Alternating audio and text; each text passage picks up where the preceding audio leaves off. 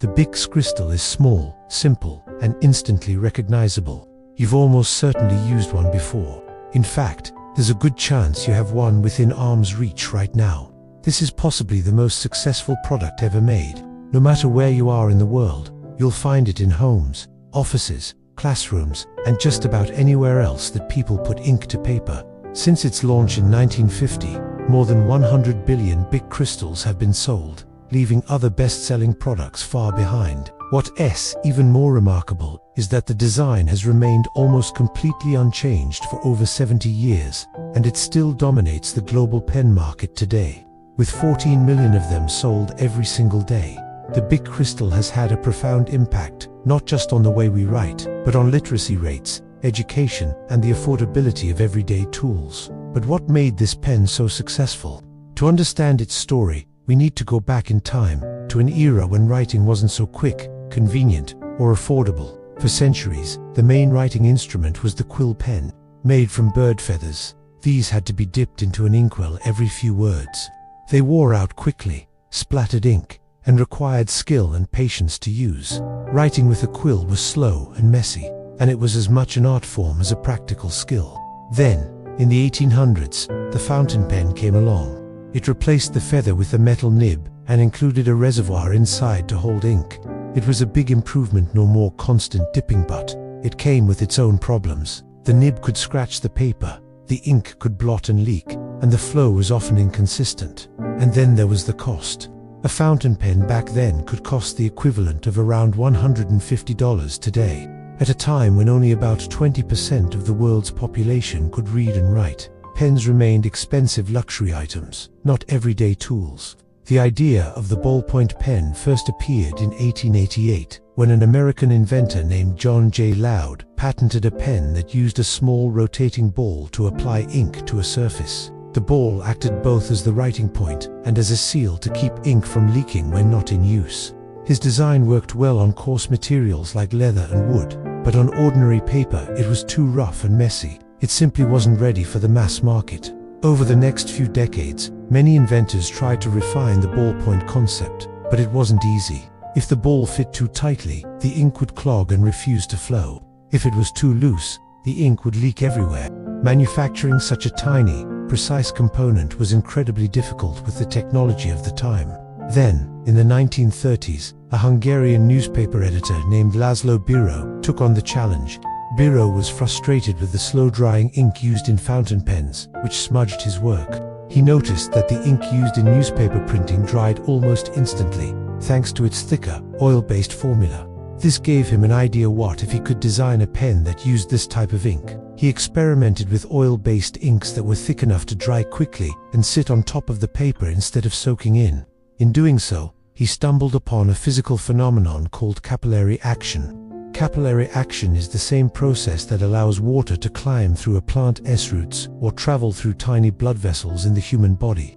It happens when the attraction between a liquid and the walls of a narrow tube is stronger than the attraction between the liquid's own molecules. In Biro's pen, this effect worked in reverse. The ink was drawn through ultra-thin channels in the pen tip toward the ball without relying on gravity.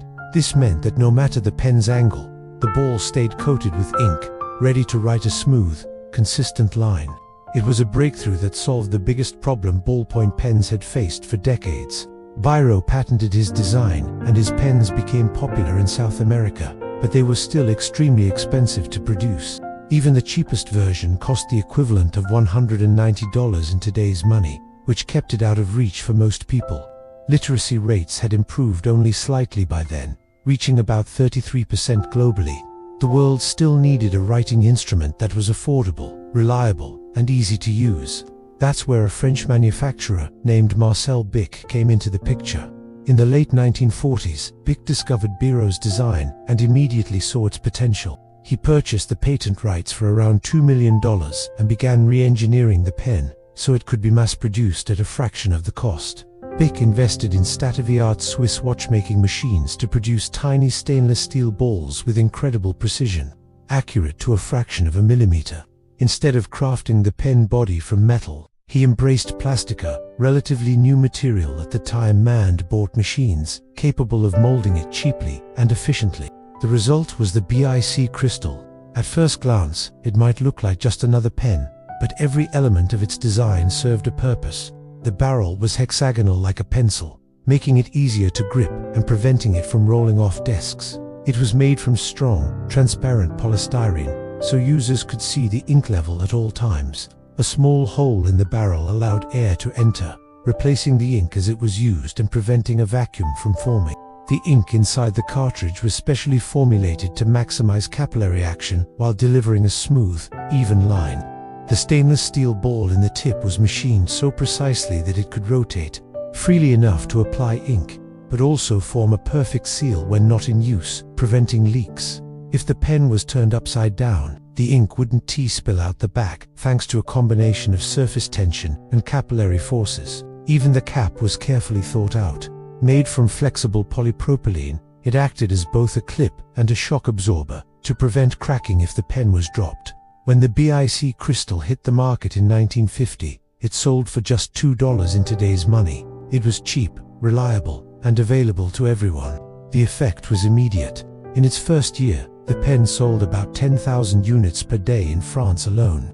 3 years later, annual sales had skyrocketed to 40 million units. Recognizing that English-speaking markets struggled with his surname, Marcel Bic dropped the H, and the brand Bic was born. Bic understood economies of scale better than most. He quickly expanded production, setting up factories in multiple countries and flooding the global market with affordable high-quality pens. The timing couldn't have been better. The world's literacy rates were on the rise, and millions of students, workers, and everyday people suddenly had access to a tool that made writing easier than ever before. By the end of the century, the BIC crystal had sold more than 100 billion units, and literacy rates had climbed from around 35% in 1950 to nearly 90%. The design of the Bic's crystal has changed so little over the decades that you could place one from 1950 next to one from today and barely tell the difference.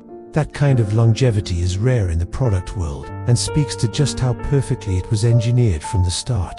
It solved the problems that had plagued writing instruments for centuries: messy ink, inconsistent lines, high cost, and it did so with elegance, efficiency, and affordability.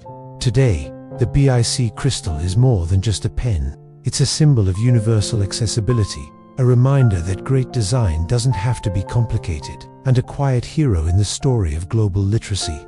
For many people, their first written words were made with a Bic crystal. It has signed contracts, taken exams, written love letters, and doodled in the margins of countless notebooks. And even in an age dominated by digital devices, it continues to sell by the millions every day.